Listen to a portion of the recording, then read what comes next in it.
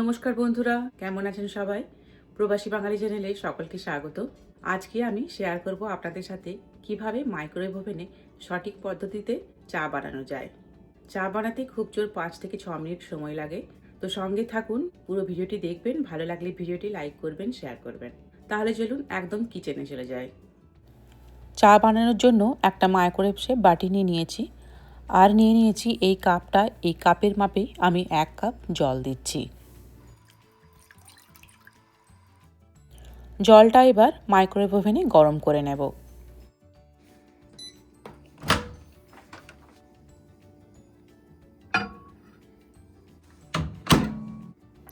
900 ওয়াটের microwave oven, তো আমি টাইম দিলাম 2 মিনিট। জল গরম হয়ে গেছে, এবার বের করে নিচ্ছি। এই সময় বাটিটা প্রচুর গরম থাকে, তো খুব সাবধানে ধরবেন। এবার এই গরম জলের মধ্যে দিয়ে দিচ্ছি 2 টেবিল চামচ চা পাতা।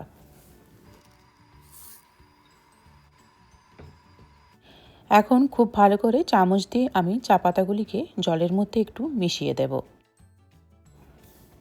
অনেকে চিনি, চা, জল, দুধ একসাথেই বসিয়ে দেয় মাইক্রোওয়েভ ওভেনের মধ্যে, কিন্তু তাতে ভালো ফ্লেভার আসে না। কত সুন্দর চায়ের কালারটা এসছে দেখুন।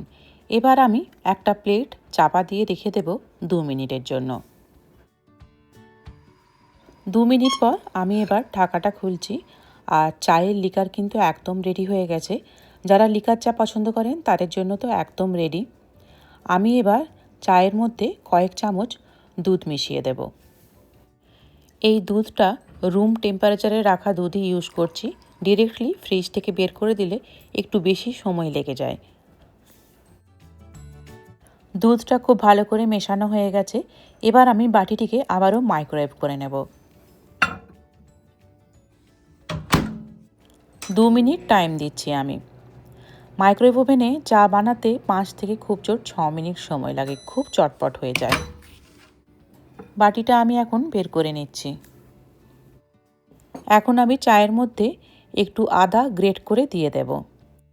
অনেকে আদার বদলে এলাচের গুঁড়ো বা লবঙ্গ ব্যবহার করেন, তো যাই ব্যবহার করুন এই সময়ে দেবেন। অনেক সময় আদাটা আগে দেওয়া হলে চাটা কেটে যায়, তো তার জন্য আমি আদাটা পরে ইউজ করছি। একটা চামচ দিয়ে আমি আদাটাকে এভাবে এখন এই চায়ের মধ্যে মিশিয়ে দিচ্ছি। এবার আমি এর মধ্যে দিয়ে দিচ্ছি সুগার। তো সুগারের পরিমাণটা আপনারা যেরকম পছন্দ করেন সেরকম দেবেন। আমি পাউডার সুগার ইউজ করেছি। আপনারা যদি মোটা দানার সুগার ইউজ করেন তাহলে একটু বেশি টাইম ধরে এভাবে চামচ দিয়ে ঘাঁটিয়ে নেবেন। আমি এখন বাটিটিকে মাইক্রোওয়েভ করে নিচ্ছি। আবারও আমি 2 মিনিট টাইম দিলাম। এই সময় চাটা ফুটতে শুরু করে, তো খুব ছোট বাটি ইউজ করলে কিন্তু পড়ে যেতে পারে, তো তার জন্য একটু বড় বাটিতেই চাটা বানাবেন।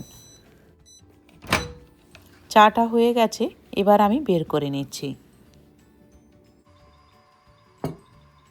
এবার আমি একটা টিপটের মধ্যে চাটাকে এখন ছেঁকে নেব। বাটি থেকে সরাসরি ঢালতে গেলে পড়তে পারে, তো তার জন্য একটা চামচ দিয়ে এভাবে আমি এখন চাটাকে ছেঁকে নিচ্ছি। বন্ধুরা যারা ভিডিও দেখছেন, ভিডিও ভালো লেগে থাকলে অবশ্যই লাইক করবেন, শেয়ার করবেন। নতুন বন্ধুরা প্লিজ চ্যানেলটিকে সাবস্ক্রাইব করবেন। এবার টিপট থেকে আমি কাপে ঢেলে দিচ্ছি, তাহলে আপনারা দেখতে পাবেন যে চাটা কীরকম হয়েছে। গ্যাসে বানানো চা আর মাইক্রোওয়েভ ওভেনে বানানো চায়ের মধ্যে কিন্তু কোনো তফাৎ থাকে না। কেউ বুঝতেই পারবে না আপনি চাটা কোথায় বানিয়েছেন। বাঙালির চায়ের সাথে তো একটু টা থাকবেই, তো কয়েকটা নিমকিও অ্যাড করে দিলাম। তো দেখতেই পেলেন বন্ধুরা, মাত্র 6 মিনিটে একদম পারফেক্ট চা তৈরি। আজকের ভিডিও আপনাদের কেমন লাগলো অবশ্যই কমেন্টে জানাবেন। ভালো লাগলে ভিডিওটি লাইক করবেন, শেয়ার করবেন। দেখা হচ্ছে পরের ভিডিও নিয়ে।